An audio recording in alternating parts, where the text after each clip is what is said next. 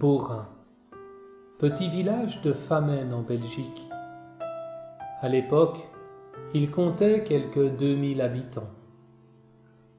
C'était un soir d'automne, le 29 novembre 1932. La Sainte Vierge est venue, dans le jardin d'une école, se montrer et parler à 5 enfants de la localité.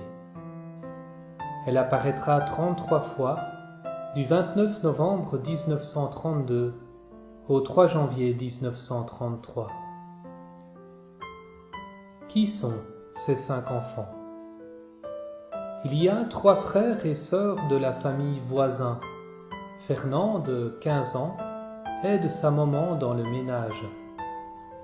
Gilberte, 13 ans, fréquente l'école comme demi-pensionnaire, c'est-à-dire qu'elle reste à l'étude jusqu'à 18h30 pour faire ses devoirs et étudier ses leçons. Albert, 11 ans, fera bientôt sa profession de foi. Il y a aussi 2 filles de la famille de Gimbre qui ont perdu leur papa il y a quelques mois. André, 14 ans, aide sa maman dans le petit élevage familial. Gilberte, sa petite sœur, a 9 ans.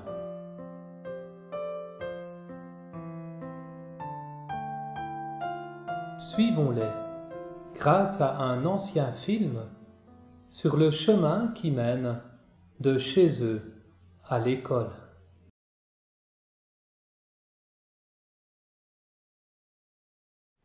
Voici la route suivie par les enfants voisins se rendant à la maison de Gimbre. Le décor des lieux traversés est parfaitement authentique. Rien n'y est changé depuis 1932. Quelques minutes plus tard, c'est l'arrivée d'Albert et de Fernande voisins à la maison de leurs amis Gilberte et André de Gimbre. Tous les 4 se mettent en route pour aller prendre Gilberte voisin au pensionnat. Chemin faisant, ils passent devant la boutique de Marie Minet.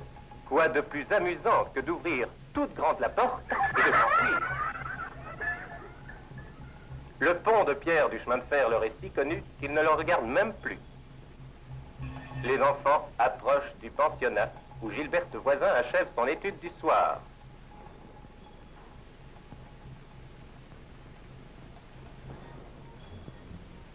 Albert Guéluron traverse le jardin en courant pour arriver le premier à la sonnette. Il se retourne tout à coup, fixe un point et s'écrie « Regardez, la Vierge qui se promène au-dessus du pont !» Les autres enfants regardent dans la direction indiquée et ont à leur tour la vision d'une dame toute lumineuse.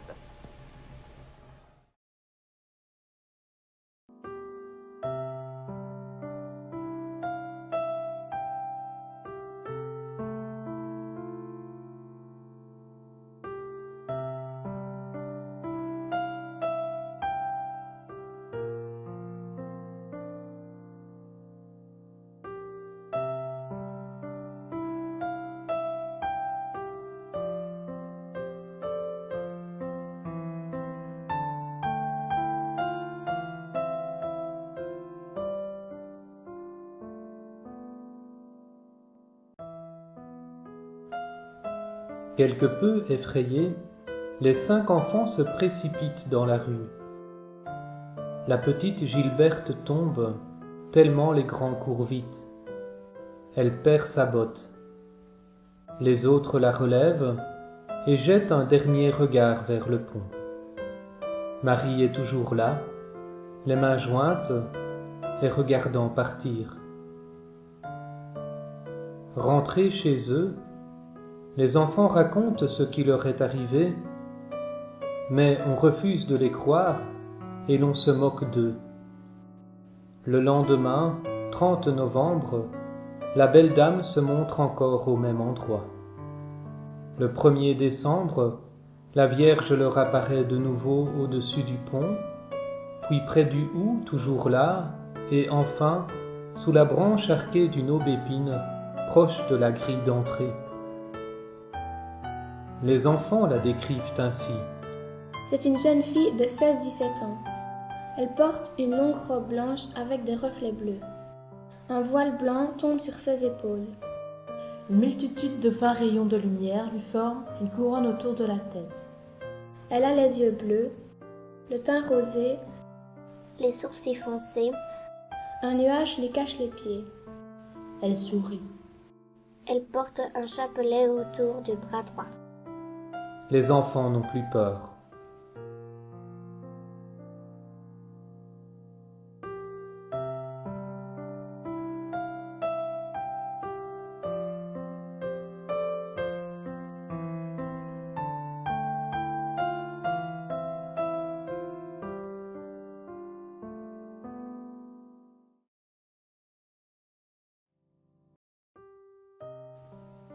La nouvelle s'est vite répandue dans le village et la supérieure du pensionnat, mère Théophile, invitée à la plus grande prudence par l'autorité ecclésiastique et pour sauver du ridicule son école, fait cadenasser les grilles du jardin, interdisant ainsi à tous d'y entrer.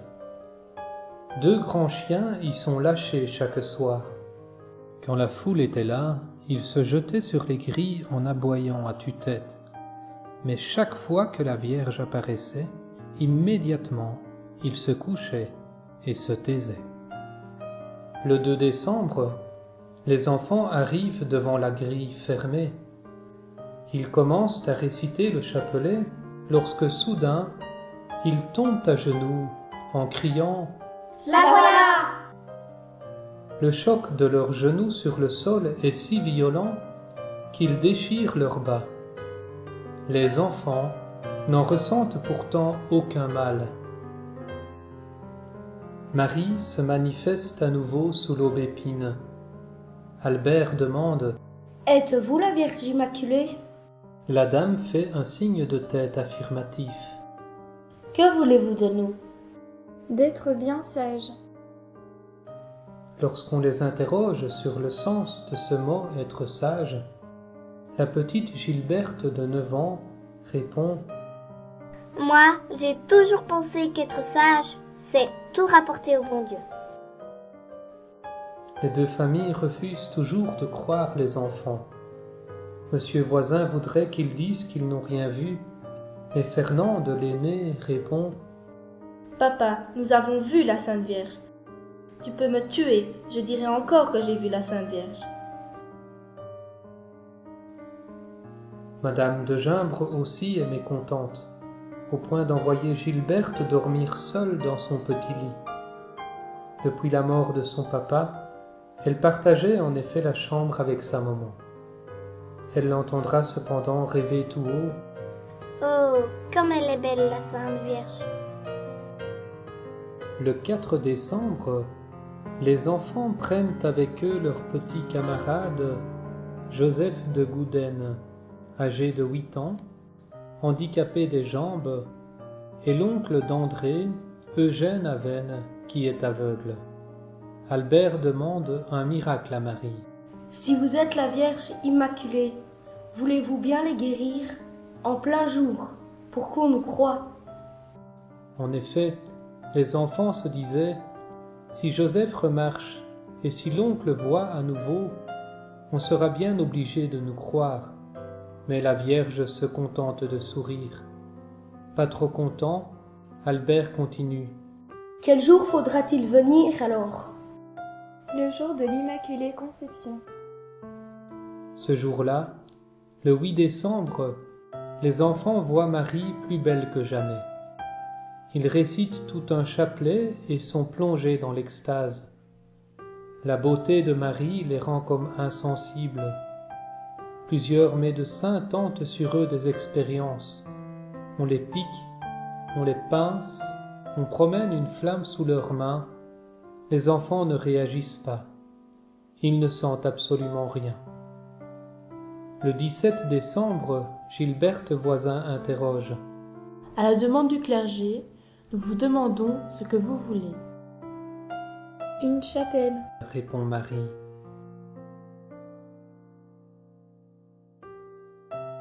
Le 21, « Dites-nous qui vous êtes. Je suis la Vierge Immaculée. » Le 23, Fernande demande. Pourquoi venez-vous ici?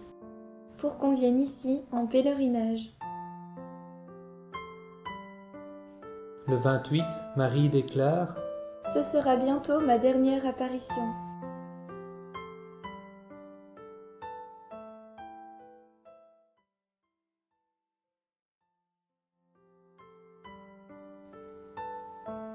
À partir du 29 décembre, entre ses bras ouverts, les enfants découvrent sur sa poitrine son cœur rempli de lumière, comme un cœur d'or, précise-t-il.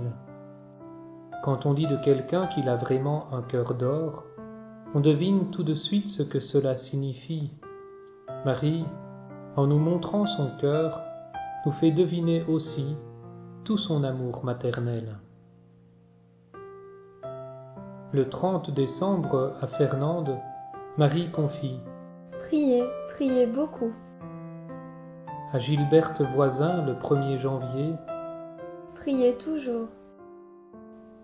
le jour de l'an, Marie ne dit pas comme nous « bonne année et bonne santé », mais « priez toujours », en insistant sur le « toujours ». Le 2 janvier, à Fernande, Demain, je dirai quelque chose à chacun de vous en particulier. le 3 janvier, plus de 30 000 personnes sont là. Les enfants commencent à réciter le chapelet lorsque, soudain, les 4 plus jeunes tombent à genoux sur les gros pavés. Ils voient la Sainte Vierge. Fernande, elle, ne voit rien et se met à genoux. L'un après l'autre, ils interrompent leur prière pour écouter Marie, qui s'adresse à chacun en particulier. Elle confie un secret aux 3 plus jeunes, ajoutant à Gilberte Voisin: Je convertirai les pécheurs. Adieu. À André, Marie se nomme: Je suis la Mère de Dieu, la Reine des cieux. Priez toujours. Adieu. On emmène les enfants pour l'interrogatoire habituel, Je n'ai rien vu. dit Fernande en pleurs. Elle refuse de partir et recommence à prier. Tout à coup, une grosse boule de feu éclate au pied de l'aubépine dans un fracas de tonnerre. Fernande tombe à genoux et arrête de prier, car la Sainte Vierge lui demande: Aimez-vous mon fils? Oui, M'aimez-vous? oui. Alors sacrifiez-vous pour moi. Adieu. Fernande fond en larmes. On la relève pour l'interroger à son tour. Ainsi se termine la magnifique histoire de la Sainte Vierge Marie, venue chez nous pour nous confier un message, nous manifester son cœur d'or et nous inviter à la prière. Voilà ce que les enfants nous ont transmis.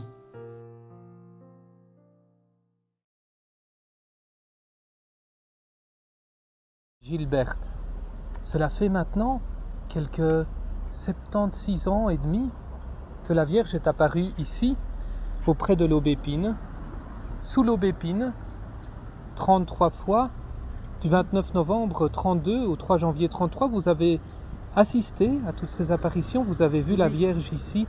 Qu'est-ce que vous diriez aujourd'hui aux enfants qui viennent nombreux ici se recueillir à l'aubépine? Mais si je dois leur raconter mon histoire, je leur dirai qu'en 1932, j'avais 9 ans et que j'étais loin de penser à la prière, que je pensais beaucoup plus au jeu qu'à la prière. Et que le 29 novembre 1932, nous étions vraiment attendus ici, que le Seigneur avait dit, ces enfants-là, qui ne sont rien au fond, de famille humble, c'est ceux-là que je choisis. Et ça me fait penser aujourd'hui encore que le Seigneur a les yeux sur nous tous, sur ceux qui sont les plus humbles aussi, peut-être plus que sur tous les autres. Et ce 29 novembre, alors que nous pensions surtout à nous amuser, nous étions attendus ici et nous avons vu cette dame, une merveille, brillante comme le soleil, mais si belle et si douce, qui marchait loin de nous, mais qui s'est seulement montré à nous, 5 petits-enfants. Nous avons eu très peur parce que nous n'étions pas préparés à une telle merveille. Mais en même temps, j'aurais voulu, moi, me sauver et rester sur place tellement c'était beau à voir.